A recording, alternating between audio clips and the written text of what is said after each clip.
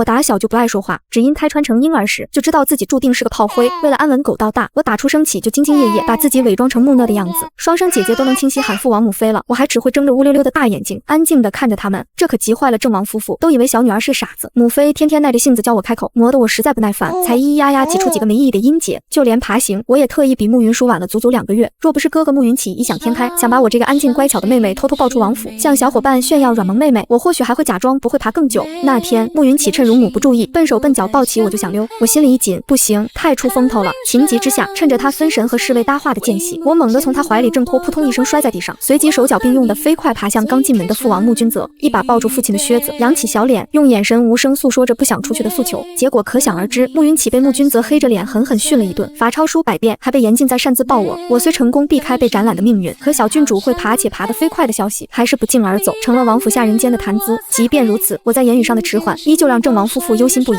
转眼到了双生姐妹的周岁宴，皇帝慕君玉极为重视，直接下旨把宴席设在皇宫寝殿。母妃谢安和看着乳母怀里的2个女儿，都穿着精致喜庆的小红裙，像玉雕娃娃般可爱，眼底却藏着挥之不去的忧虑。她伸手将我抱进怀里，对身旁的慕君泽低声说：“夫君，你看阿生待会儿抓周，场面这么大，宾客又多，我担心他害怕的什么都不肯抓。皇兄和宗亲朝臣都看着，若小女儿表现不佳，难免惹来闲言碎语。”慕君泽搂住妻子的肩，轻声安慰：“别担心，咱们阿生只是学得慢性子劲，你看他爬得多好，慢慢来，总会开口的。抓周随缘就好，孩子开心最重要。皇兄不会在意这些。”嘴上这么说，可看着小女儿过分安静的模样，他心里也暗自捏了把汗。我依偎在母亲温暖的怀里，听着父母的担忧，心里微微一动，却依旧垂着眼皮，没任何表示。抓周啊，我默默盘算，走个过场就行，随便抓个不起眼的东西应该不难。打定主意，继续维持普通迟钝的人设。皇宫盛宴，灯火璀璨，笙歌悠扬，皇亲贵胄，文武百官齐聚，处处是喜庆热闹的气氛。按规矩，我和慕云舒这2位小寿星该先由乳母和宫女抱去偏殿等候，吉时一到再行抓周礼。可当乳母试图从谢安和怀里接我的时候，一直安静的我突然毫无征兆的扭动起来，小嘴一撇，眼看就要哭出声。我心中警铃大作，偏殿又是偏殿，书中写过，这次周岁宴贵妃买通的宫女就打算在偏殿下手，虽然后来没成功，但过程惊险万分，绝不能去。我死死抓住谢安和的衣襟，把小脸埋进她温暖的怀抱，发出细微却坚定的呜咽声，任凭乳母怎么哄劝，手指都攥得发白，就是不肯松手。慕云舒本已好奇地伸出手要让乳母抱，一见我这副模样，立刻收回小手，转身牢牢抱住谢安和的另一边胳膊，学着我的样子，小脑袋摇得像拨浪鼓，咿咿呀呀的抗议。他不懂为什么，只知道妹妹不去他也不去。慕君泽和谢安和对视一眼，满是无奈。罢了，本王亲自抱他们过去。慕君泽沉声道，又朝儿子招手，云起跟紧父王。于是在满堂宾客惊得微张的嘴巴前，郑王慕君泽一手一个，稳稳抱着2个穿大红锦裙的浴血娃娃，世子慕云起紧紧跟在身侧，王妃谢安和随行一旁，一家5口径直走进喧闹的正殿。皇帝慕君玉正和老臣说话，抬眼瞥见这景象，眼中闪过一丝惊讶。他知道弟弟虽跳脱，却极重正式场合的规矩，亲自抱女赴宴实属罕见，但惊讶很快化作笑意，更多的是对侄女的疼爱。他立刻朝刘公公使了个眼色，刘公公笑眯眯上前行礼后，小心翼翼从慕君泽怀里接过了看着更安静的我。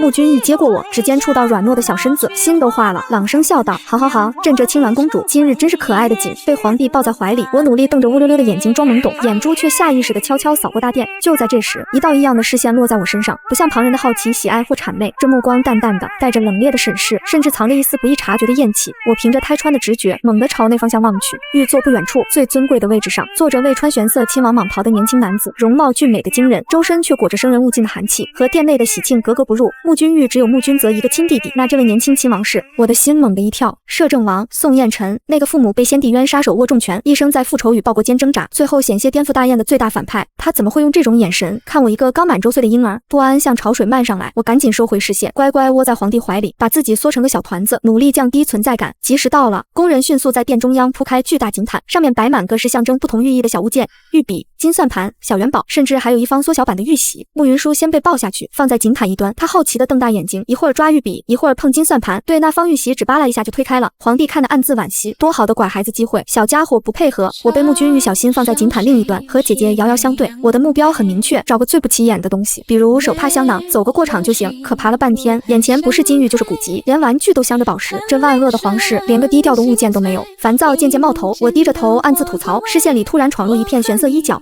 衣料上绣着金线暗纹，就停在我眼前。许是爬晕了，许是烦躁冲昏了头，我几乎是本能地伸出小胖手，一把抓住了那片衣角。抓住的瞬间，我僵住了，缓缓的、僵硬的抬起头，先是腰间的白玉盘龙佩，再是绣着云纹的宽大衣袖，最后对上一双眼睛，极其好看，却深不见底，藏着无尽寒意与厌倦。是宋彦辰，那个独自饮酒的摄政王，不知何时已离席，站在了井坎边缘。此刻，他那双总是淡漠厌世的眸子里，竟然罕见的掠过一丝极淡的，说不清是惊讶还是玩味的兴趣，正垂眸看着我这只胆大包天、抓住他衣角的小手。与此同时，原本充斥着欢声笑语的整个大殿骤然安静了下来，乐声停了，交谈声停了，所有的目光都惊疑不定地聚焦在这不可思议的一幕上。传闻中反应迟钝、安静的过分的青鸾公主，在抓周礼上抓住了以冷血铁腕全清朝也著称的摄政王宋彦辰的衣角，空气凝固的几乎令人窒息。谁不知道摄政王性情阴晴不定，最不喜人近身，尤其厌恶吵闹和无谓的接触。这小公主怕是触了大霉头。我被这死寂的氛围和那双深邃的眼睛看得心里发毛，迅速眨了眨眼，努力摆出最无辜、最懵懂的表情，仿佛根本不明白自己做了什么，也不明白周围为什么突然安静了。然后我小心翼翼、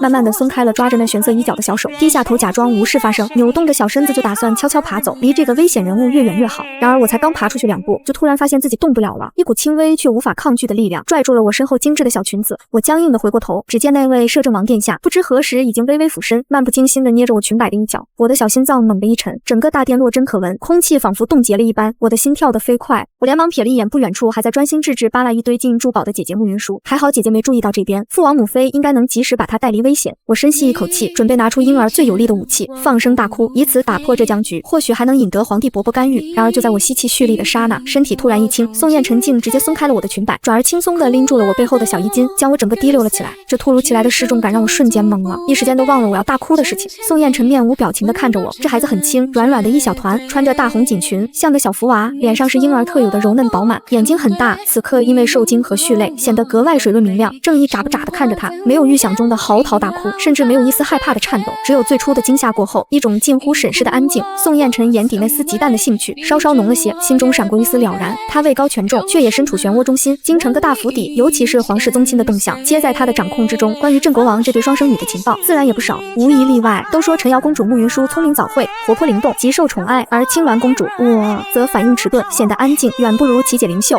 方才第一眼看去，她也如此认为。可就在刚才，她无意间走到近处，目光掠过抓周毯时，却敏锐地察觉到了一丝异样。别的孩子要么被色彩鲜艳的东西吸引，要么胡乱抓，唯有这个所谓的迟钝孩子，我的动作慢得有些刻意，小眼神低垂着，似乎在众多物品中细细地挑剔地筛选着什么，以至于根本没留意前方，竟阴差阳错抓住了他的衣角。更让他起疑的是，我抓住后，并非像普通婴孩那样好奇把玩或紧紧抓住，而是迅速松开，并试图悄无声息地撤离，那反应绝不像个懵懂无知的婴儿。此刻，这双近在咫尺的眼睛里有水光，有惊愕，却唯独没有痴傻和真正的恐慌。摄政王慕君玉的声音打破了死寂，带着一丝不易察觉的紧绷。孩子还小，不懂事，若是冲撞了王叔，还请王叔海涵。他用的是敬称，语气放得极低，带着明显的恭敬与忌惮。宋彦辰仿佛才回过神，他并未放下我，只是侧头看向皇帝，声音平淡无波：“陛下多虑了，臣只是觉得青鸾公主甚是有趣。”他的目光重新落回手中拎着的小不点身上，看着我因为被悬空提着而微微嘟起的小脸，那双深邃的眸子里掠过一丝难以捉摸的幽光。既然抓住了臣，那便是与臣有缘，这份抓周礼，臣便收下了。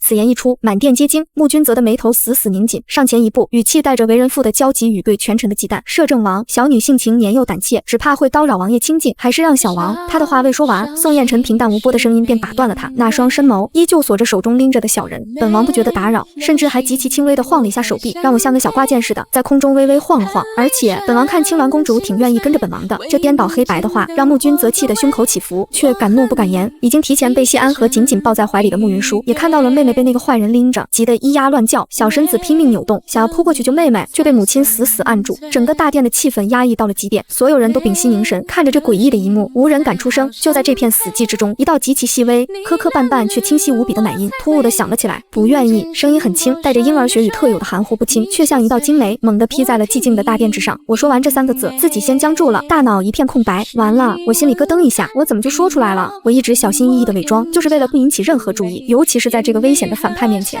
可刚才被他那样拎着，听着他那自说自话的霸道言论，一股莫名的气恼冲上头，我竟然破功了。这一刻万籁俱寂，穆君泽脸上的怒容瞬间被巨大的惊喜取代。阿生会说话了，他的女儿不是哑巴，也不是痴儿，他会说话。但这惊喜只持续了一刹那，立刻就被更深的恐惧所淹没。我反驳了，我竟然当着这么多人的面，直接反驳了权势滔天、性情难测的摄政王宋彦辰。穆君泽的后背瞬间被冷汗浸湿，他几乎能想象到下一秒宋彦辰会如何震怒。他不敢再想下去，身体下意识的前倾，几乎要不管不顾的冲上去抢回女儿。高座上，穆君义也握紧了龙椅扶手，神色凝重。皇后明婉清捂住了嘴，眼中满是担忧。而被所有人注视着的宋彦辰，在听到那细弱却清晰的3个字时，他非但没有发怒，反而缓缓地将拎着的小人拉近了一些。他盯着我那双因为惊惊吓睁得更大，更显水润的眼睛，再无之前的懵懂，只剩下闯祸后的懊恼和一丝来不及掩饰的灵动的恐慌。宋彦辰的唇角勾起了一抹让人毛骨悚然的弧度。呵，他低沉的声音带着一丝奇异的玩味，在大殿中轻轻回荡。原来不是小哑巴，而且他顿了顿，目光如实质般扫过我的小脸，似乎还挺有脾气。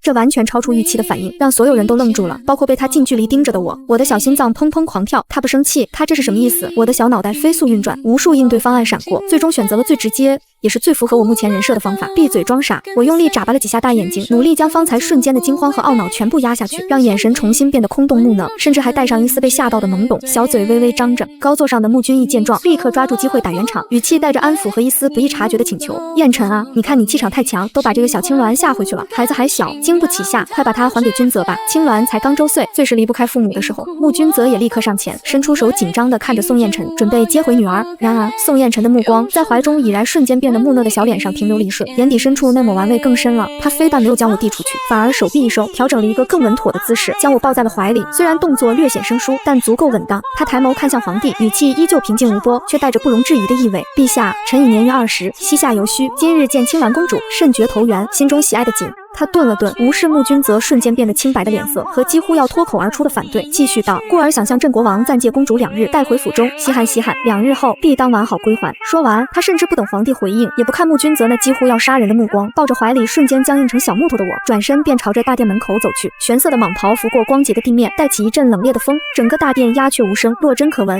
所有大臣宗亲都屏住了呼吸，脸色各异，惊疑、恐惧、同情、幸灾乐祸，种种目光交织，却无一人敢出声阻拦。穆君泽气得浑身发抖，拳头紧握，指甲几乎嵌进掌心。他想冲上去抢回女儿，却被身旁的谢安和死死拉住。谢安和眼中含泪，对他轻轻摇头，满是无力和绝望。他们都知道，先帝驾崩前曾留密旨，摄政王宋彦辰只要不是谋逆大罪，凡事皆不得阻拦，任何人不得违逆其意。这条旨意原本是为了保住宋彦辰的权位，制衡朝堂，此刻却成了他当众强行带走亲王幼女的最大护身符。就连穆君义坐在龙椅上，脸色也是变幻不定，最终化为一声无奈的叹息，看着宋彦辰的背影消失在殿门口，终究没有开口阻止。而被宋彦辰牢牢抱在怀里的我，整个人都懵了。冷冽的檀香混合着淡淡的酒气，萦绕在鼻尖。男人的怀抱并不温暖，甚至有些硬邦邦的，隔着衣料都能感受到一下蕴含的力量。借着2天稀罕稀罕，我的小脑袋嗡嗡作响。他当我是玩具吗？我僵硬地靠在宋彦辰的胸前，能清晰地听到他平稳有力的心跳声，以及自己那快要跳出嗓子眼的心慌。完了完了，计划全盘打乱。我不仅引起了这个最大反派的注意，还被他直接撸走了。接下来该怎么办？继续装傻，还是冰冷的恐惧夹杂着一丝荒芜感席卷了我？我偷偷抬起眼皮，只能看到线条冷硬的下颌和喉结。马车早已候在宫外，宋彦辰抱着我，径直登上那辆奢华却透着冷硬清冷的龟之马车。车厢内很宽敞，铺着厚厚的绒毯，内饰奢华却色调沉暗，如同它的主人一般。宋彦辰将我放在铺着软垫的座位上，自己则坐在对面，一双深眸在昏暗的光线下，如同蛰伏的猛兽，静静地毫不避讳地审视着我。我立刻垂下眼睫，努力放空，眼神盯着自己绣着鸾鸟的小红鞋，肩一动不敢动，连呼吸都放得极轻极缓。车厢内一片死寂，只有车轮碾过青石路面发出的单调噜噜声。良久，就在我几乎要坚持不住这僵持的时候，头顶传来一声轻的几乎听不清的低语，带着一丝冰冷的嘲讽和难以言喻的复杂情绪。精忠报国，我心中猛地一厉，他在说谁？我父母还是？没等我细想，宋彦辰的声音再次响起，这次清晰了许多，是对着车外。回府传令下去，镇国王府青鸾公主本王暂为照料，一应所需，按最高分力准备，不得有误。是。车外传来侍卫恭敬的应答声，马车朝着摄政王府的方向平稳而迅速驶去，将身后皇宫的喧嚣与镇国王府的担忧彻底隔绝。我坐在柔软的垫子上，小小的身体却紧绷如石。我的普通人生似乎从抓住那片衣角开始，就彻底偏离了预定的轨道，驶向一片未知的危险的迷雾之中。马车在摄政王府门前稳稳停住，车帘被掀开，宋彦辰抱着我下了车。王府门前灯火通明，守卫森严。见到摄政王归来，所有侍卫仆从皆屏息垂首，大气不敢出，目光在触及他怀中那个穿着喜庆红裙与周遭冷硬环境格格不入的小婴孩时，都难以抑制地闪过一丝惊异。宋彦辰目不斜视，抱着我径直入府，穿过重重庭院回廊，所经之处寂静无声，唯有脚步声回荡。我被他抱在怀里，小身子依旧紧绷，努力维持着呆滞茫然的表情，眼中却忍不住悄悄转动，打量着这座权倾朝野的王府，比镇国王府更加威严冷清，甚至透着一股肃杀之气。进入一间宽敞却陈设简洁、透着冷冰风格的书房，宋彦辰将我放在了铺着柔软皮毛的宽大座椅上，我的小短腿甚至够不到边缘。天衣随着宋彦辰换挡，一名身着黑衣七夕干练的暗卫立刻无声无息的出现。王爷准备完善，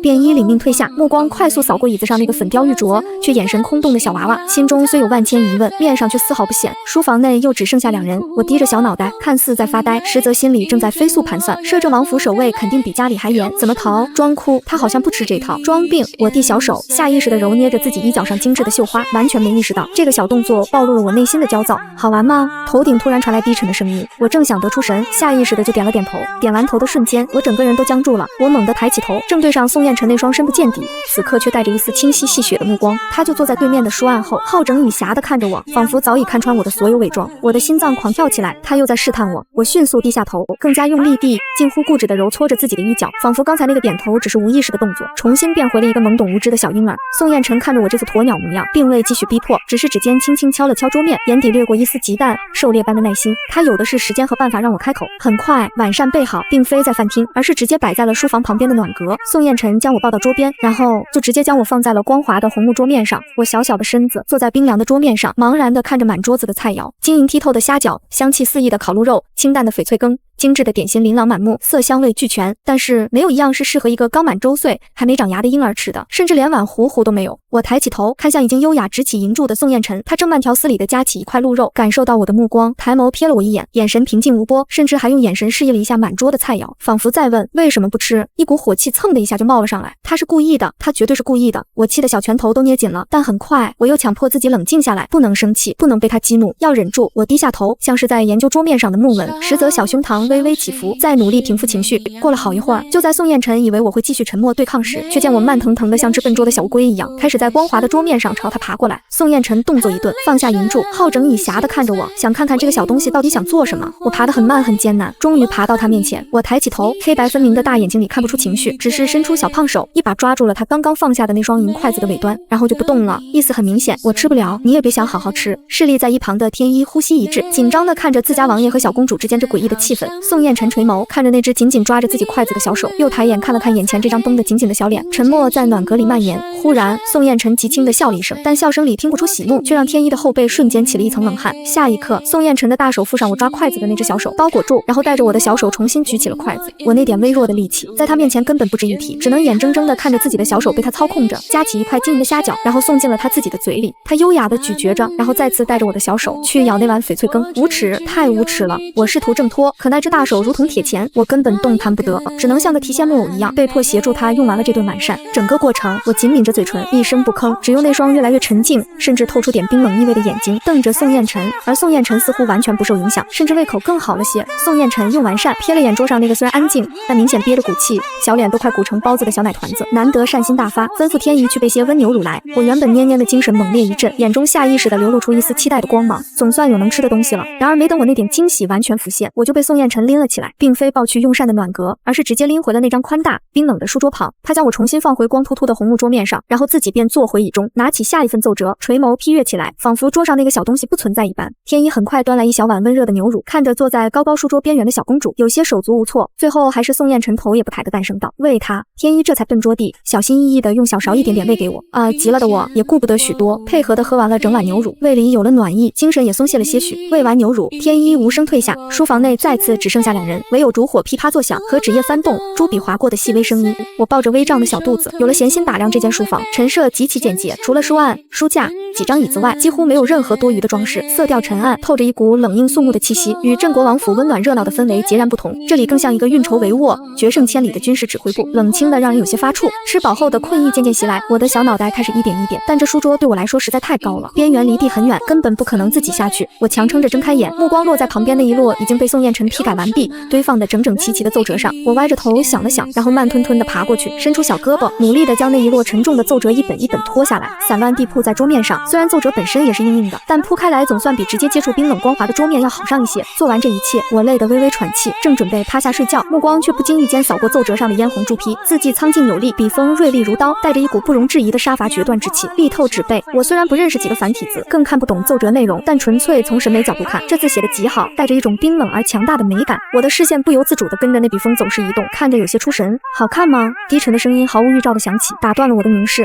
我吓了一跳，猛地抬头，正对上宋彦辰不知何时抬起的带着审视意味的目光。他显然注意到了我刚才专注的眼神。宋彦辰看着我，等待着我可能会出现的惊慌失措、笨拙掩饰，或者哪怕一丝被戳破的慌乱。然而我只是眨了眨眼，那双大眼睛里迅速恢复了之前的空洞和茫然。我低下头，伸出小胖手，像是觉得那些奏折碍事一般，随意地扒拉了2下，将铺开的奏折弄得更乱了些。然后就在那堆散乱的奏折中间寻了个相对舒服点的位置，蜷缩起小身子，闭上眼睛，呼吸渐渐变得均匀绵长，竟是就这么毫无心理负担地睡着了。宋彦辰握着朱笔的手顿在半空，深邃的目光落在那个毫无防备睡在朝廷机密奏折堆里的小身影上，看着我随着呼吸微微起伏的背脊，看着我恬静且伪装的极其成功的睡颜，烛火在我长长的睫毛下投下一小片阴影。良久，宋彦辰极轻地嗤笑一声，意味难明。他收回目光，继续批阅剩下的奏折，只是动作似乎比之前更轻了一些。窗外月色渐深，冷清的摄政王府书房内，权倾天下的男人于灯下处理着军政要务，而他书桌的奏折堆里，一个软糯的小奶团子正睡得香甜，构成了一幅极其诡异却又莫名和谐的画面。我是在一片柔软和暖意中醒来的，鼻尖萦绕的不再是书房里冷冽的檀香，而是一种更清浅、更干净的气息，混合着阳光晒过之物的味道。我迷迷糊糊地睁开眼，映入眼帘的不是书房冰冷的屋顶，而是精致床幔的顶部。我微微动了动，发现自己正躺在一张极其宽大舒适的床上，身上盖着柔软轻薄的锦被。我下意识地转头，然后猛地顿住。就在我身旁，宋彦辰正闭目沉睡，褪去了白日里的冷硬威严。此刻的他墨发披散，眉眼舒展，长睫在眼下投下淡淡的阴影，呼吸平稳悠长，没有了那双深邃锐利的眼睛的审视。他的睡颜竟显出几分难得的平和，甚至带着一丝不易察觉的疲惫。晨光透过窗帘，在他轮廓分明的侧脸上镀上一层柔和的微光。我的心跳漏了一拍，随即又缓缓落回实处。看来我赌对了。我默默地回忆起那本小说里的描写，宋彦辰此人虽权倾朝野，手段狠辣，对皇室心怀怨恨，但他有自己的底线和原则，从不滥杀无辜，更不曾听闻他有虐待孩童的癖好。他所有的狠力都精准地指向政敌和那些他曾认为亏欠了他家族的人。看着这张近在咫尺、毫无防备的睡颜，我心里忽然涌起一股复杂的情绪。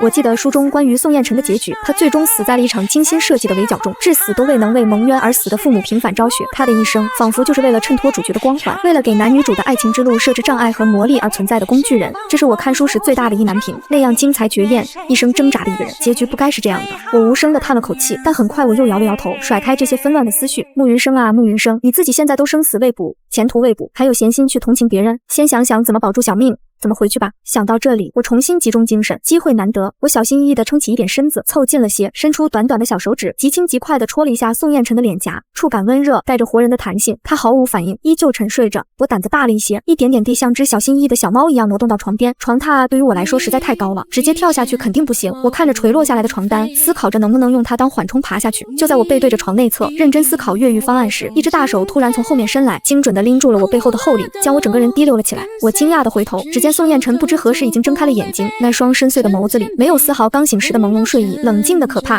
他其实在我戳他脸的那一刻就已经本能惊醒，习武之人的警觉早已刻入骨髓，只是闻到那阵熟悉的奶香味，感觉到那毫无杀伤力的小动作，他忽然生出了一丝好奇，想看看这个小家伙到底想做什么，便一直按兵不动。此刻他坐起身，墨发随意披散在肩头，锦衣的领口微微敞开，露出线条清晰的锁骨。晨光中他少了几分平日的冷冽压迫，多了一丝居家的慵懒和随意，但那目光中的审视却丝毫未减。他拎着悬在半空的小奶团子，将我转过来面对自己，唇角似笑非笑的勾起一个极浅的弧度，声音带着刚醒时的威亚，连本王的床都留不住您。被拎在半空的我，四肢软软的垂着，像只被捏住了后颈皮的小猫仔，心里一片哀嚎。果然就知道没这么容易逃掉，这反派警觉性也太高了。我努力眨巴着大眼睛，试图重新蒙上一层无辜懵懂的水光，掩盖住方才被抓包时那一瞬间的慌乱和算计。但在宋彦辰那双仿佛能洞悉一切的目光注视下，我觉得自己这层伪装薄得像层窗户纸，一捅就破。宋彦辰看着我眼珠滴溜溜乱转，明明紧张的要命，却还要强装镇定的模样，唇角机不可察地弯了一下，一丝极淡的笑意掠过眼底，快得让人无法捕捉。他并未戳穿，也暂时没了继续逼问的兴致。这小家伙倔得很，硬逼恐怕适得其反。他随手将拎着的小人放回床榻中间，自己则起身走向一旁的屏风后更衣。我跌坐在柔软的锦被上，小小的松了口气，但依旧不敢放松警惕，竖着耳朵听着屏风后的动静。不一会，宋彦辰从屏风后转出，他换上一身玄色长服，墨发用一根简单的玉簪束起，少了起居时的慵懒，恢复了平日里的清冷挺拔。他走到床边，见我还保持着刚才的坐姿一动不动，只是抬着小脑袋看着他，他微微挑眉，用眼神传递出疑问，为何还不起床？我读懂了他眼里的意思。心里忍不住翻了个大大的白眼。大哥，你看看我这小短手小短腿，再看看这比我还高的床沿，我倒是想自己起来穿一下床，可我办得到吗？我决定用行动回答。于是在宋彦辰的注视下，我先是看了看床边摆放的整整齐齐但明显是成人式样且对我而言过于宽大的衣物，又低头看了看自己身上皱巴巴的小锦衣，然后我非常干脆的身子一歪，直接向后倒了下去，重新躺回了床上，甚至还故意把小手小脚摊开，摆出一个大字形。做完这一切，我就睁着一双乌溜溜的大眼睛，无声的看着宋彦辰，眼神里明明白白的写着：我1岁，弱小无助，能吃但不会穿衣，下不了床，你看着办。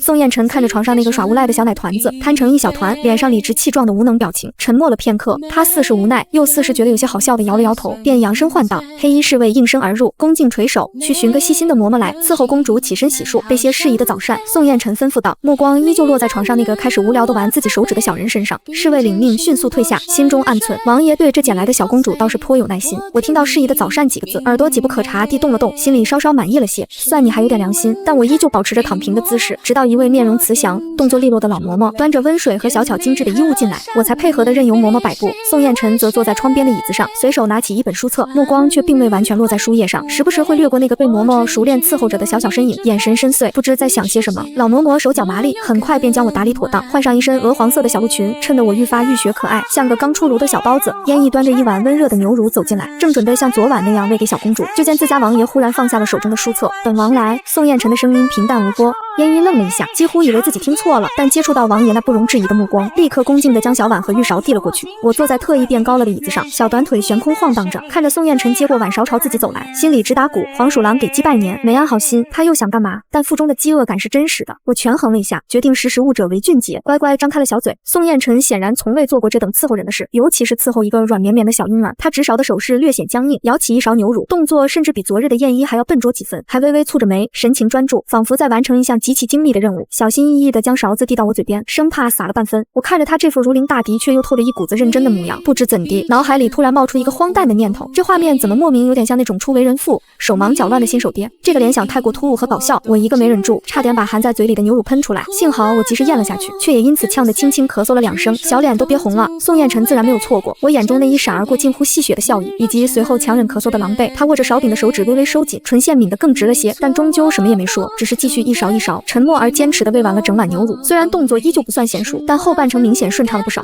喂完牛乳，宋彦辰取出帕子，动作略显粗糙地擦了擦我的嘴角，然后便将我抱了起来，径直走向书房。我心里还在嘀咕着刚才喂饭的诡异画面，猜测着接下来又会是什么酷刑。然而当宋彦辰在书案后坐下，并没有像昨天那样把我丢在桌上一放不知，而是将我放在了自己身侧，用软垫围好，确保我不会掉下去的椅子里。然后在我逐渐瞪大的眼神注视下，他从书架的底层取出了一本千字文启蒙册子。我看着宋彦辰将那本略显陈旧的册子摊开在我面前，上面是工整的楷体大字和简单的插图。他修长的手指点了点开篇的第一个字篇，然后抬头看我，眼神平静无波，却带有一种不容置疑的意味。天，他只吐出一个字，我彻底懵了。这又是什么路数？摄政王的日常还包括给1岁婴儿做启蒙教育，他不是应该去处理军国大事，筹划怎么搞垮皇室吗？我看着眼前墨迹清晰的天字，又抬头看看宋彦辰那张没什么表情的俊脸，第一次觉得自己的脑子有点不够用了。这个男人比我想象中还要难以捉摸。宋彦辰并不理会我的怔愣，见我的目光落在书页上，便又指向下一个字，并声音依旧平淡，并烟衣侍立在书房角落。从最初看到自家王爷亲手喂奶时的震惊，到如今目睹王爷拿着启蒙书册教一个连话都还不会说的小娃娃识字，他已经彻底麻木了。这画面若是传出去，恐怕满朝文武都要惊掉下巴。宋彦辰指着书页上的字，一个个念过去，声音平稳，不带什么情绪，仿佛只是在完成一项既定程序。而被他圈在身侧椅子里的我，则睁着一双大眼，目光看似落在书页上，实则早已神游天外。这人到底什么毛病？我的小脑袋里充满了问号。我不就是昨天抓周的时候不小心扯了下他的衣角，然后被逼急了说了句不愿意吗？至于吗？这报复方式也太诡异了吧！不打不骂，改成精神折磨了，强制婴儿接受学前教育。我完全无法理解宋彦辰的脑回路。一个权倾朝野、日理万机的摄政王，不去筹划他的复仇大业，不去处理堆积如山的奏折，反而在这里对着一个可能连爹娘都叫不利索的奶娃娃教天地玄黄。宋彦辰念了几个字，见身旁的小家伙毫无反应，既不跟读，眼神也有些飘忽，显然没听进去。他顿了顿，放下启蒙册子，转而拿起了一支小巧的，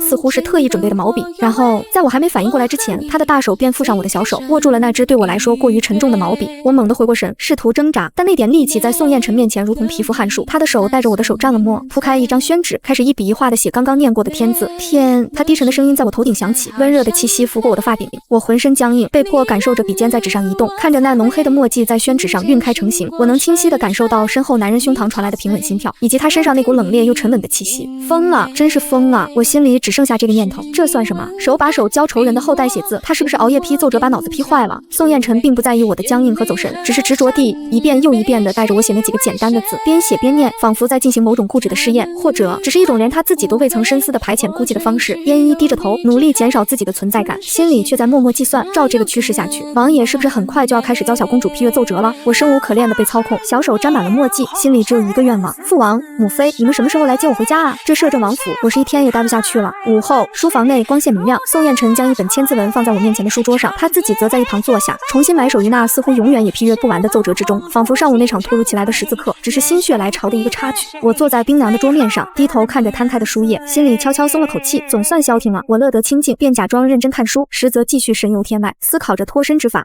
然而，到底不是真正的一岁之儿心智。上午被宋彦辰握着笔强制写字，那几个简单的字形和读音，在我脑海里留下了清晰的印象。我无聊地用指尖在光滑的桌面上无意识地比划着，发现天地这几个字，我竟然已经能依样画葫芦地写出来了。这个发现让我心里微微一紧，连忙停止了小动作，重新摆出茫然发呆的样子。目光不经意间扫过旁边摊开的奏折，朱红的批注依旧刺眼。那些复杂的繁体字对我来说如同天书，但结合上下文和一些熟悉的字形，连蒙带猜，竟然也能读懂一小部分。内容大抵是某地官员上报灾情，请求赈济，或是边关将领陈述军务。我心中一动，他似乎真的只是随手教教我，并不在意我学没学会。一个念头逐渐清晰起来，如果他一直这么闲，时不时教我点东西，那我是不是可以顺势慢慢学会一些？这样以后到了该去启蒙书院的年纪，我就能表现出勉强及格的水平，既不至于太笨引人怀疑，又可以继续心安理得的睡觉走神，维持我的小透明人设。想到这里，我忽然觉得眼前这本千字文似乎也没那么碍眼了。我甚至悄悄竖起耳朵，捕捉着宋彦辰批阅奏折时偶尔低不可闻的沉吟，或者朱笔划过纸页的沙沙声，试图从中获取更多关于这个时代、关于朝堂的信息。书房内再次陷入安静，只是这次的安静与昨日不同，昨日是纯粹的对抗与僵持，今日却似乎多了一丝若有若无的各怀心思的和谐。宋彦辰专注于政务，并未多看身旁的小人一眼，仿佛我只是一件不起眼的摆设。我则低着头，小胖手胡乱地翻着书页，发出细微的哗啦声，眼神却时不时地极其快速地掠过旁边的奏折，像一只悄悄收集信息的小仓鼠，一个教得随意，一个学得无心，倒是形成了一种古怪的平衡。直到夕阳西下，燕一轻叩房门，提醒晚膳时分已到，这诡异而平静的下午才告一段落。宋彦辰放下朱笔，揉了揉眉心，目光扫过桌上那本被我翻得有些凌乱，但依旧摆在那里的千字文，又看了看旁边似乎已经无聊到开始玩自己手指的小奶团子，眼底深处掠过一丝难以察觉的波动。用膳，他起身，言简意赅。我抬起头，乖乖地伸出小胳膊，任由他把自己抱下书桌。晚膳依旧是在一种微妙的气氛中度过。宋彦辰似乎打定了主意要亲自照料我的饮食，虽然动作依旧算不上娴熟，但比之早晨已然顺畅不少。我本着不吃白不吃的原则，配合地填饱了肚子。膳后，宋彦辰并未将我交给嬷嬷或燕一，而是直接将我抱回了书房，安置在自己腿上，然后便如同无事发生一般，继续批阅那仿佛永无止境的奏折。我小小的身子被他圈在怀里，鼻尖萦绕着他身上清冽的气息和淡淡的墨香，整个人僵硬的如同一块小木头。我试图稍微挪动一下，找个舒服点的姿势，却立刻被一只大手更稳固的固定住。更让我心惊胆战的是，批阅了几分后，宋彦辰竟再次握住了我的小手，蘸了朱墨，带着我在其中一份奏折的末尾写下了一个力道遒劲略显笨拙的月字。他让我碰朱批，这玩意是能随便玩的吗？我看着那鲜红的由自己被迫参与写下的字迹，只觉得那红色刺眼无比，仿佛沾染了什么不该碰的东西。整个晚上我就在这种高度紧张和无所适从中度过，被迫参与国家机要，听着耳边沉稳的心跳和指尖翻动的声音，感受着身后男人专注工作时散发出的无形压力。直到燕一提醒时辰已晚该就寝了，我才如同得到特赦一般被带去洗漱，被嬷嬷用温热的帕子擦干净小脸和小手，换上柔软的锦衣后，我几乎是趴着瘫倒在了那张宽大柔软的床上，连一根手指头都不想动了。我将小脸埋进带着阳光味道的锦被里，内心哀嚎，累死了，比在王府伪装一天还累。我现在无比怀念在郑国王府的日子，虽然也要时刻注意伪装，还有应付每天像个小火炉一样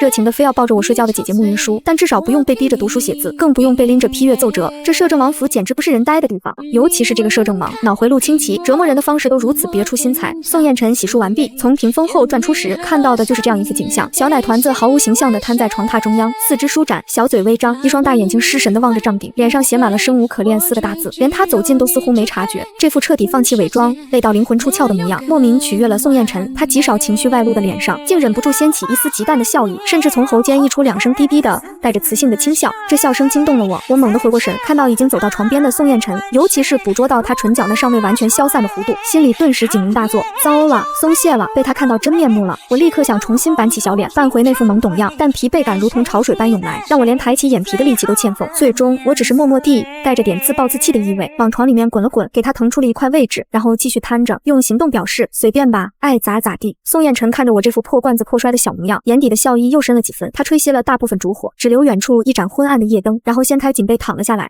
感受到身旁床榻的下陷和传来的温热体温，我的身体机不可察地僵了一下。但出乎意料的是，宋彦辰并没有其他动作，只是平躺着，呼吸渐渐平稳。过了好一会儿，就在我以为他已经睡着，自己也快要被周公召唤时，一只温热的大手忽然伸过来，极其自然地将我捞进了怀里，让我的小脑袋靠在他坚实的臂弯里。我瞬间清醒，浑身僵硬，然而头顶传来均匀的呼吸声。抱着我的手臂虽然有力，却并无挟制之意，更像是一种无意识的圈占，或者只是觉得这样睡更暖和。挣扎的念头只闪过一瞬，就被更强大的疲惫感压了下去。温暖的怀抱比冰冷的被窝确实舒服太多，而且似乎也没什么危险。最终理智败给了舒适和困倦，我自暴自弃的想，算了，抱就抱吧，总比冻着强，反正我现在是个奶娃娃，他还能怎么样。我调整了一个相对舒服的姿势，嗅着那清冽中带着一丝安心的气息，紧绷的神经渐渐放松，沉重的眼皮终于缓缓合上，沉入了梦乡。感觉到怀里的小身体从僵硬变得柔软，呼吸变得绵长。宋彦辰在黑暗中睁开了眼睛，他低头看了看那颗毛茸茸的小脑袋，眸色在夜色中深沉如海。他确实不会对一个婴儿怎么样，但这个小家伙比他想象中有趣的多，或许留在身边解闷也不错。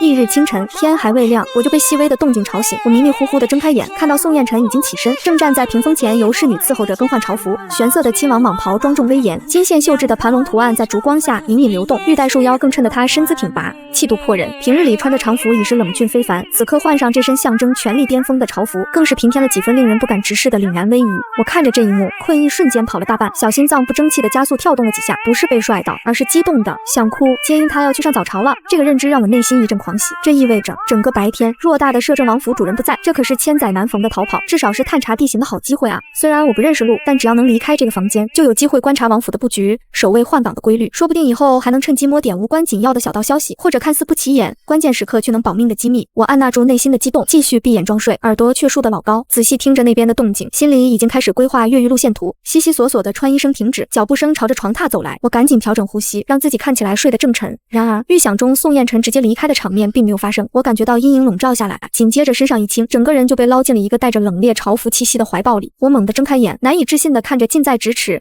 已经穿戴整齐的宋彦辰，他正垂眸看着我，脸上没什么表情，仿佛抱着个奶娃娃去上朝是再正常不过的事情。我脑子里瞬间被问号刷屏，内心疯狂呐喊：大哥，你清醒一点，你是去上朝，是去和皇帝和满朝文武商议国家大事，不是去逛集市。你带我干嘛？我一个1岁奶娃，能给你提建议，还是能帮你骂政敌呀？我的小脸上写满了震惊和不可思议，嘴巴微微张着，几乎能塞进一个小鸡蛋。宋彦辰清晰地捕捉到了我眼中那毫不掩饰的惊愕和一丝丝崩溃，他眼底极快地掠过一丝连自己都未曾察觉的笑意。其实他也不知道为什么，就在刚才准备离开时，心头莫名闪过一丝直觉，若是将这个小家伙独自留在王府，哪怕只有半天，恐怕也会闹出点他意想不到的麻烦来。这种直觉毫无道理，尤其对象还是个看似懵懂的1岁婴孩。但宋彦辰向来相信自己的直觉，尤其是在某些看似不合常理的事情上，这小家伙绝不像表面看起来那么简单。与其留他在府里让自己分心猜测，不如带在身边，放在眼皮子底下更安心，或者说更有趣。于是他面不改色地做出了这个足以让满朝文武再次惊掉下巴的决定。王爷，连一旁的燕衣都忍不住出声，面露难色，带小公主上朝，这与理不合啊！宋彦辰一个眼神扫过去，燕衣立刻噤声低下头，不敢再多言。宋彦辰不再理会他人的反应，抱着怀里彻底僵住的我，大步流星地朝府外走去。马车早已备好，他径直登车，将我放在自己身侧的软垫上。马车缓缓启动，朝着皇宫方向驶去。我坐在颠簸的马车里，看着对面闭目养神，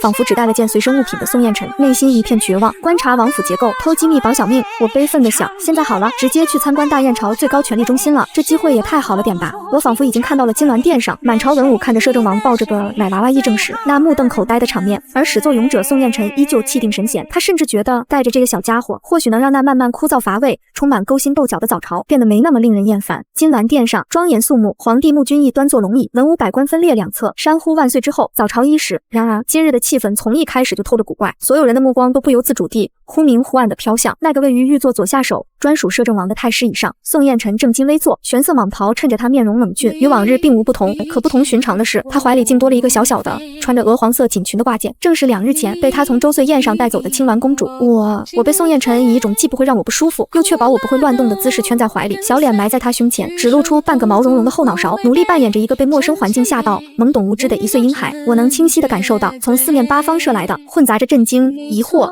探究，甚至是一丝荒唐的目光。当我的余光瞥见站在五官队列前列，脸色焦急，眼神里满是担忧和不解的父王穆君泽时，心里还是默默的愧疚。对不起了，父王，我也不想在这里当展览品啊。穆君泽看着宋彦辰怀里的小女儿，嘴角机不可查的抽搐了一下，但终究没说什么，清了清嗓子，宣布早朝开始。一开始还是例行公事的汇报，我听了那些大臣文绉绉又冗长的陈述，关于各地收成、河道治理等等，就像听催眠曲一样，小脑袋开始不受控制的一点一点，眼皮也越来越重。这不能怪我，起得太早，又是个小婴儿的身体本能。就在我快要靠着宋彦辰的胸膛睡着时，忽然我感觉到了一些变化。原本宋彦辰搭在太师椅扶手上的一根修长手指，正有一搭没一搭，极轻地敲击着紫檀木扶手，发出机不可闻的哒哒声，节奏平稳，似乎只是无意识的动作。但就在一位户部侍郎出列慷慨陈词，提出为了充盈因边境战事而消耗巨大的国库，建议在江南富庶之地加征30%税赋时，那有规律的敲击声突然停顿了。我的瞌睡虫瞬间跑了一半，紧接着我听到那敲击声再次响起，但节奏变了，缓慢而清晰地敲了3下，哒哒哒。几乎就在这3下敲击落下的瞬间，队列中另一位御史大夫立刻手持御户出列，声音洪亮地开始反驳那位户部侍郎的观点。他引经据典，言辞犀利，指出加税乃是竭泽而渔，恐激起民变，于国长远不利。我的眼睛瞬间瞪得溜圆，睡意全无。这是我的小心脏砰砰直跳。那3下敲击是宋彦辰在指示手下的大臣出面反对，他根本连话都不用说，只需要一个微小的动作就能操控朝堂上的风向。这发现让我脊背窜起一股凉意，这男人对朝局的掌控力简直可怕。震惊之下，我不由自主地微微抬起了头，想去看宋彦辰此刻的表情。然而我刚一动作，就对上了一双深邃如寒潭的眼眸。宋彦辰不知何时已经垂下了头，正看着我，那双眼睛里没有丝毫波澜，却仿佛能洞悉我内心的一切震动。他甚至极轻微地挑了一下眉梢，眼神仿佛在问：看懂了？我被他看得心里发毛，瞬间从震惊中回过神来，意识到自己差点露馅。我赶紧重新低下头，把脸埋回他怀里，小手甚至无意识地抓住了他的蟒袍前襟，整个人缩成一团，恢复成那副被朝堂上大人吵架吓到的懵懂无知的小可怜模样，仿佛刚才那个猛然抬头眼中闪过一丝精灵的小人只是他的错觉。宋彦辰看着怀里这个瞬间重启伪装模式的小家伙，感受着我微微加快的心跳和故作镇定的僵硬，眼底深处那丝难以捉摸的意味更浓了。他收回目光，重新看向殿中正在激烈辩论的臣子们，仿佛刚才那短暂的对视从未发生，只是那搭在扶手上的手指又恢复了之前那种无意识的平稳的敲击。冗长的早朝终于在一种微妙而压抑的气氛中结束。百官躬身送走皇帝后，纷纷暗自松了口气，目光却仍忍不住飘向那位抱着我起身的摄政王。穆君则几乎是立刻大步上前，拦在了宋彦辰面前。他强压着心中的焦灼与不满，尽量让自己的语气显得平和。摄政王，2日之期已到，小女云生叨扰王爷多时，府中他姐姐云舒思念妹妹心切，哭闹不休。小王特来接小女回府。宋彦辰停下脚步，单手抱着我，另一只手习惯性的虚扶在我背后，面色平静无波，仿佛早就料到穆君则会来。他看了一眼怀中看似乖巧，实则竖着耳朵在听的我，淡淡开口：郑国王爱女心切，本王理解，本王也非不守承诺之人。穆君则心中一喜，正要道谢，穆君则正要上前接过女儿，却听宋彦辰话锋一转：不过本王瞧着青鸾公主似乎颇为依赖本王，有些乐不思蜀了。他语气平淡，却带着一种不容置疑的意味。这样吧，若青鸾公主此刻能亲口说一句她想随郑国王回去，本王即刻便让你带她走，绝无二话。穆君则闻言，眉头瞬间拧紧，脸上浮现出怒意：摄政王，你明知阿生他自出生以来只在周岁宴上开口说过那一次话，你这不是强人所难吗？他心疼女儿，更觉得宋彦辰此举纯属故意刁难。被宋彦辰抱在怀里的我，在听到这个条件时，眼睛却猛地亮了一下。机会，我心中狂喜，就这么简单，只要我说一句想回去就能走了，这还不容易？我立刻深吸一口气，小嘴巴微微张开，准备用对于婴儿来说最清晰的声音说出回或者父王这个词。我甚至已经想象到父王惊喜的表情和马上就能回家的轻松了。然而就在我气息吐出，声音即将冲出喉咙的前一刹那，一只温热的大手以迅雷不及掩耳之势，轻轻地却带着不容抗拒的力道捂住了我的小嘴。我所有准备好的音节都被捂了回去，只剩下一声模糊的呜咽。我惊讶地瞪大了眼睛，仰头看着上方宋彦辰那张近在咫尺的依旧没什么表情的俊脸。宋彦辰低头看着我，那双深邃的眸子里飞快地掠过一丝了然和机不可察的得意。他仿佛刚刚完成了一场精准的预判和拦截。他抬起头看向脸色已经铁青的穆君泽，语气带着重故作无奈的淡然：看来青鸾公主是舍不得本王，用沉默做出了选择。既然她执意要赖着本王，本王也不好强行将她送走，免得伤了孩子的心。镇国王，本王就勉为其难，再替你照料青鸾公主一些时日吧。说完，他根本不给穆君君泽任何反驳或看清我表情的机会，抱着怀里那个因为计划瞬间破产而处于极度震惊和懵逼状态的我，绕过僵在原地的穆君泽，径直朝着处理军机要务的军机堂方向走去。穆君泽看着宋彦辰离去的背影，又惊又急，拳头攥得咯咯作响，却碍于那道先帝遗旨，终究不敢在金銮殿外强行阻拦，只能眼睁睁看着女儿又被带走，而被宋彦辰牢牢抱在怀里，嘴巴还被他捂着一点的我，此刻内心正在疯狂刷屏。这个老狐狸，他预判了我的预判，他根本就没想放我走，那个条件就是陷阱，就等着我往里跳呢。我还傻乎乎的以为机会来了，这下好了，彻底坐实是我赖着他不走。父王肯定误会了，我的回家梦碎了。我悲愤交加，却又无可奈何，只能像只被掐住了命运后颈皮的小猫，生无可恋的被宋彦辰抱着走向那深似海的军机堂。军机堂乃大燕朝军政机要重地，向来气氛凝重，出入皆是重臣悍将，连空气都仿佛带着边关的铁血与硝烟味道。当宋彦辰抱着我踏入此地时，原本正在低声议事的几位大臣瞬间噤声，脸上皆是难以掩饰的震惊。震惊之一，自然是摄政王竟将婴孩带入此等机密要地，实乃闻所未闻。震惊之二，则是他怀中那个粉雕玉琢的小女娃，身处这满堂肃杀、刀剑陈列的环境，非但没有像寻常孩童那般被吓得啼哭不止，反而只是睁着一双乌溜溜的大眼睛，好奇地打量着四周。我确实没觉得害怕，我好歹活过一世，这军机堂对我而言，无非是装修风格更冷硬，家具更厚重，墙上挂的地图更复杂些吧。我甚至觉得这里比外面阳光炽烈的地方更阴凉舒适，只是坐久了，宋彦辰身上那点体温似乎不够用了。我下意识往他怀里又钻了钻，小脑袋在他颈窝处蹭了蹭，试图汲取更多温暖。这小动作落在几位大臣眼里，更是惊得他们眼珠子都快掉出来了。摄政王竟允许人如此近身，还蹭。宋彦辰对下属们的震惊视若无睹，径直走到主位坐下，将我安置在自己腿上，示意众人继续刚才的议题，讨论的是边关的军情，涉及兵力调动、粮草补给，言辞间不乏突袭、包抄、阻击等杀气腾腾的字眼。我起初还乖乖坐着，觉得这真人版军事会议比电视剧真实多了，但听着听着，小肚子开始不争气的咕咕叫起来。早上被拎起来上朝，根本没吃多少东西，这会儿早已饥肠辘辘。我忍了又忍，最终还是没忍住，伸出小胖手，轻轻拉了拉宋彦辰胸前平整的衣襟，将那玄色蟒袍揪出了一小片褶皱。这细微的动作，在落针可闻的军机堂里却格外明显。正在禀报的一位将军声音下意识地顿住，其他大臣也纷纷放轻了呼吸，目光微妙地飘向摄政王怀里的那个小干扰源。宋彦辰低下头，目光落在我揪着自己衣襟的小手上，又抬眸看向我，眼神里没有被打断的不悦，只有平静的询问。我仰着小脸，伸出小手指指了指自己的嘴巴，然后又做了一个咀嚼的动作，眼巴巴地看着他，意思再明显不过，我饿了。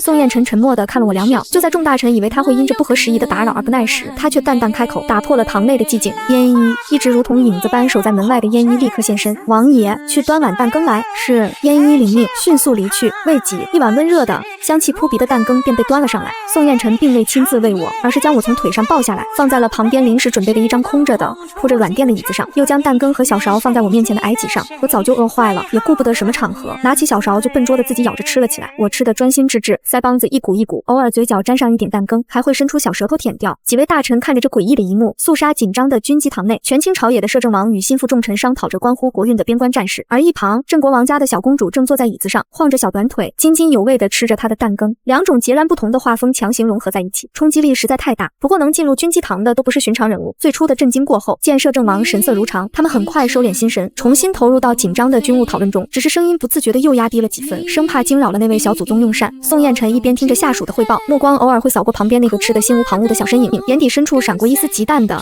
连他自己都未曾察觉的柔和。我则完全沉浸在了美食中，暂时将逃跑大计和朝堂风云都抛在了脑后。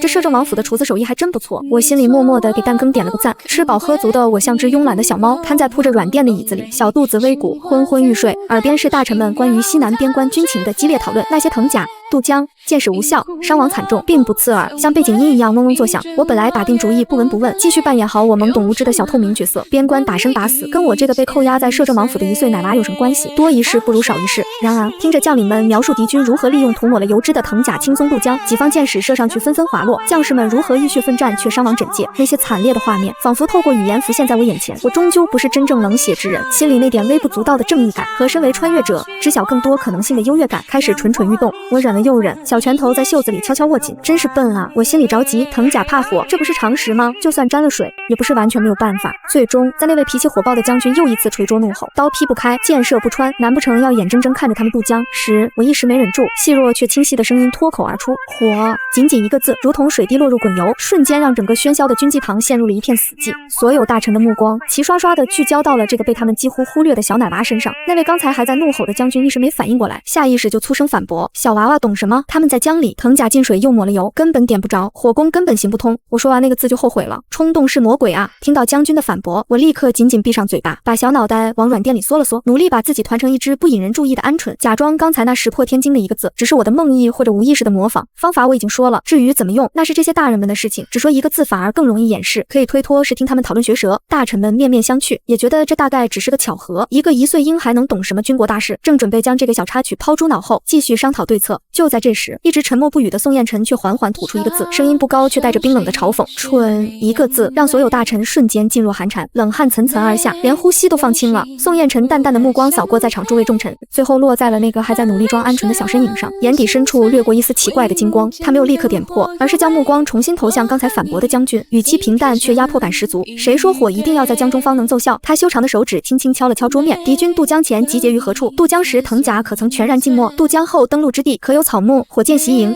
火船冲阵，甚至隔江以投石机抛射燃烧之物，挫其阵脚，令其大乱，怎就不能破解这藤甲之力？他每说一句，底下大臣的眼睛就亮一分，方才钻入牛角尖的思维瞬间被打开，各种火攻的战术细节和配合方案开始在脑中飞速成型。末将愚钝，谢王爷指点。那位将军满脸通红，又是羞愧又是激动的抱拳行礼。宋彦辰却不再看他们，起身走到我的椅子前，我感觉到阴影笼罩，心里咯噔一下，装鹌鹑装得更认真了。宋彦辰弯腰，轻松地将我从椅子里捞起来，抱回怀中。他的动作算不上温柔，却带着一种不容置疑的占有意味。他抱着我走向主位，同时对底下那群还在消化火攻战术的大臣们丢下冷冰冰的一句话：滚出去！1个时辰内将详细的火攻策论呈上来。是王爷。大臣们如蒙大赦，又带着满腔被点燃的斗志，慌忙行礼退下，瞬间走得干干净净。军机堂内再次只剩下2人。宋彦辰抱着我坐回主位，低头看着怀里这个依旧紧闭双眼、睫毛却微微颤抖的小家伙，指尖轻轻拂过我方才因为激动而有些泛红的小耳朵，声音低沉，带着一丝难以言喻的玩味。本王的青鸾公主，倒是点醒了梦中人。我的身体在宋彦辰那句意有所指的话后，瞬间僵硬得像块小石头。我死死地低着头，恨不得把脑袋埋进胸口，打定主意，无论对方说什么，都绝不接茬，将装傻进行到底。宋彦辰感受到怀里小身体的紧绷，却并未继续逼问，仿佛刚才那句话只是随口一提。他将我放到身旁的椅子上，随手从书架上抽出一本描绘各地风物、带有彩色插画的游记册子，丢给我，自己则重新拿起一份军报，垂眸批阅起来，似乎真的不再关注我。我偷偷抬起眼皮，飞快地瞥了宋彦辰一眼，见他确实专注于公务，紧绷的神经才稍稍放松。我心不在焉地翻开那本厚重的插画书，精美的图画在我眼前掠过，却丝毫引不起我的兴趣，满脑子还是刚才火攻的事情和宋彦辰那深不可测的眼神。我机械地一页页翻着，指尖忽然触到一丝异样，有一页的纸张质感似乎与其他页略有不同，更厚实，边缘也有些不平整，像是后来被人小心塞进去。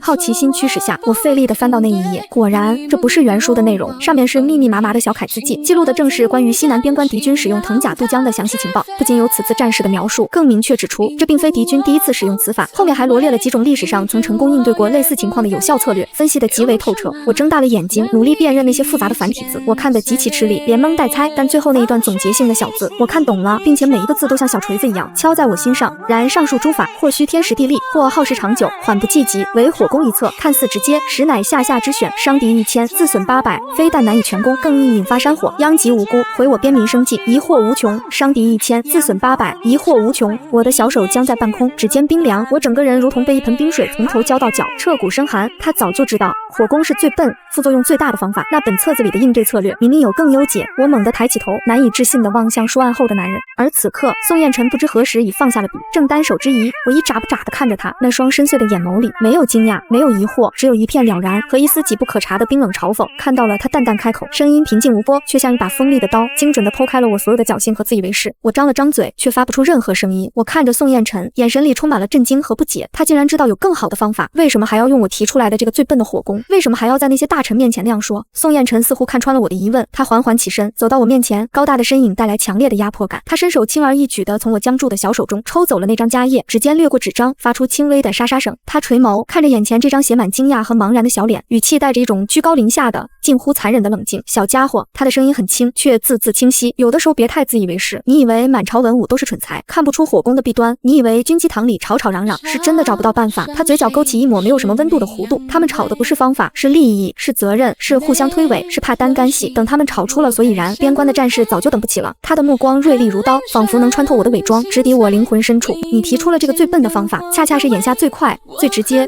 最能打破僵局，立刻就能执行的方法。即便它有千般坏处，但至少它他能立刻解燃眉之急，能少死一些将士。至于后果，宋彦辰冷哼一声，将那张纸随手丢回书案，眼神恢复了以往的淡漠。那是赢了之后我需要考虑的事情，若连眼前这一关都过不去，谈何长远？我呆呆地坐在椅子上，看着宋彦辰重新坐回去，拿起朱笔，仿佛刚才那番石破天惊的话只是我的幻觉，但我知道这不是我第一次如此清晰地认识到自己面对的究竟是一个怎样的人。他冷静理智，甚至冷酷，为了达到目的，可以毫不犹豫地选择看似最劣，实则最有效的路径，哪怕代价惨重。他早就洞悉了一切，却隐而不发，甚至顺势利用了我的小聪明。而在我还曾为自己那点穿越者的先知而沾沾自喜时，殊不知在真正的权谋家眼中，简直幼稚的可笑。一股巨大的无力感和寒意包裹了我，我默默地低下了头，不再去看宋彦辰，也不再去看那本插画书。小小的身影在宽大的椅子里显得格外单薄和脆弱。宋彦辰低头看了我一眼，不再多说，转身准备回到书案继续处理公务。就在那刹那，身后传来一道磕磕绊绊却带着明显不服气情绪的奶音，分明有更好的方法。宋彦辰挺拔的身形骤然僵住，几乎是立刻转身，深邃的目光如同利箭般射向我。他几步跨回我面前，俯下身与我平视，声音里带着丝不易察觉的急促和探究。什么方法？我大概是真的被宋彦辰刚才那番自以为是的评价和冷酷的态度刺激到了，一股莫名的冲动顶了上来，也顾不得继续伪装什么懵懂无知了。我伸出小手指，指向房间中央那个巨大的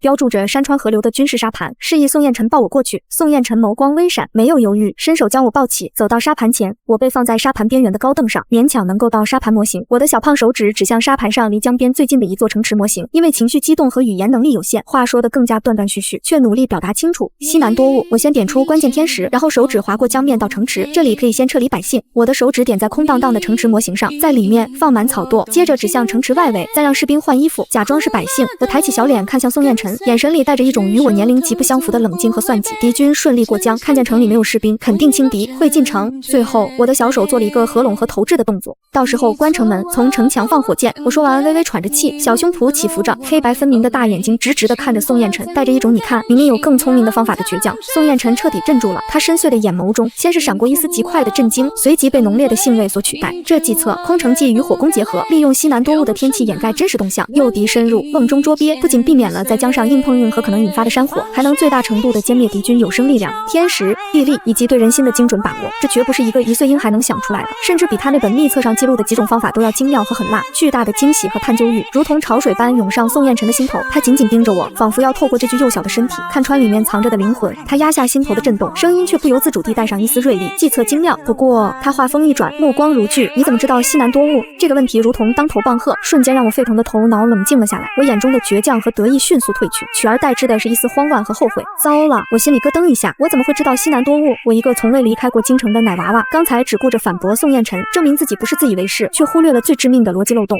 我张了张嘴，却一个字也说不出来了，只能下意识地低下头，避开宋彦辰那仿佛能洞悉一切的目光。我的小手无意识地揪着自己的衣角，恢复了那副沉默的模样，只是这次沉默里带上了明显的心虚和后怕。书房内陷入一片诡异的寂静，宋彦辰看着眼前这个瞬间又缩回壳里的小家伙，看着我那副什么都没说，你听错了的鸵鸟姿态，眼底的兴味却越来越浓。宋彦辰眼底的探究与兴味并未持续外露，他迅速收敛了情绪，恢复了惯常的冷静果断。他并未继续逼问明显开始后悔和退缩的我，而是扬声唤道：燕一。燕一应声而入，恭敬垂首，王爷。宋彦辰言简意赅地将我方才所述的空城火攻之策清晰复述了一遍，其思路之清晰，细节之完善，仿佛这计策本就是他深思熟虑的结果。最后他下令去告诉外面那些人，按此策重新拟定详细方案，半个时辰后本王要看到可行的部署。燕一心中巨震，面上却不敢有丝毫表露。这计策精妙狠辣，与王爷平日风格略有不同。他目光不由自主地快速瞥了一眼被王爷放在沙盘边高凳上，此刻正低着头，小手紧张地抠着凳子边缘的我，只见那个小公主一副魂不守舍、心不在焉的模样，与方才王爷口中那缜密计策的提出者简直判若两人。燕一压下心中古怪的念头，领令道：是，属下明白。随即快步退下，传达指令。书房内再次只剩下两人。宋彦辰将我从高凳上抱下来，却没有再将我放回椅子上，而是直接放在了那巨大的沙盘边缘，让我可以俯瞰整个西南边境的微缩地貌。他自己则回到书案后，重新拿起朱笔，似乎真的开始专心处理其他事务，不再关注我。然而我此刻哪里还有半点摆弄沙盘的心思？方才宋彦辰那句你怎么知道西南多雾如同惊雷般在我脑中炸响，后怕如同冰冷的潮水阵阵涌来。我感觉自己就像一只不小心露出了尾巴的狐狸，随时可能被猎人剥皮拆骨。我僵直地站在沙盘边，一动不敢动，连呼吸都放得极轻。沙盘上精细的山川城池模型，此刻在我眼中却如同是人的陷阱。我生怕自己在做出什么引人注目的举动，又引来宋彦辰更深的盘问。高度紧张的精神和刚刚耗尽的心力，加上孩童身体本能的嗜睡，很快让疲惫感如同山般压来。我的小脑袋开始一点一点，眼皮沉重的如同灌了铅，站着睡实在不稳。我小心翼翼地趴伏在了冰凉的沙盘木质边缘上，沙盘的高度刚好到我胸口，趴着虽然不舒服，但总比摔倒强。我将小脸埋进臂弯里，试图隔绝外界的一切，尤其是那道即便不看它